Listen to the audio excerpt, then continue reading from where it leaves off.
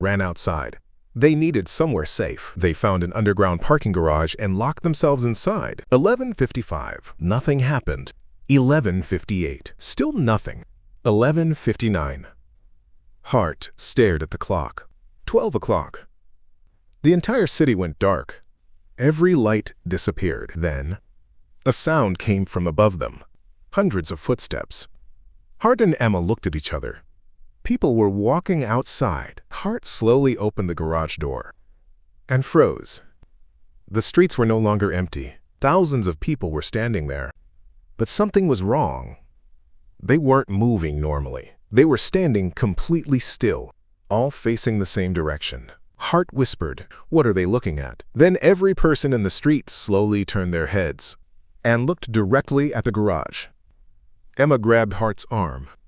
"Close the door." Hart slammed it shut.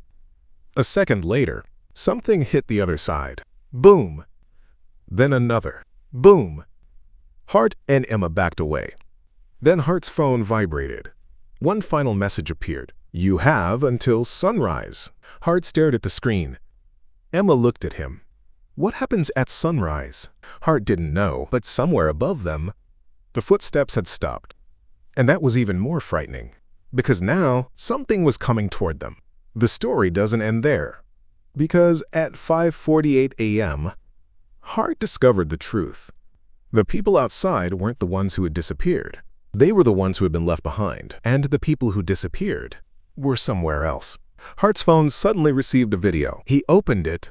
The video showed his neighborhood, but it wasn't empty. There were hundreds of people walking around.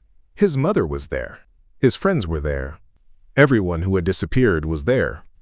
But they couldn't see the camera. They were trapped inside what looked like another version of the city. Hart watched in shock. Then the video zoomed in. His mother looked directly toward the camera and whispered something. Hart turned up the volume. Her voice came through the speaker. "Hart, don't come looking for us." The video ended. Hart dropped the phone. He finally understood. The people hadn't disappeared. They had been taken. And whatever took them was still watching. Hart looked at Emma. Emma looked back at him. Neither of them spoke. Then, a new message appeared. "You have been chosen." Hart stared at the screen, and for the first time, he wondered whether waking up alone had actually been the beginning of the problem, or the beginning of something much worse.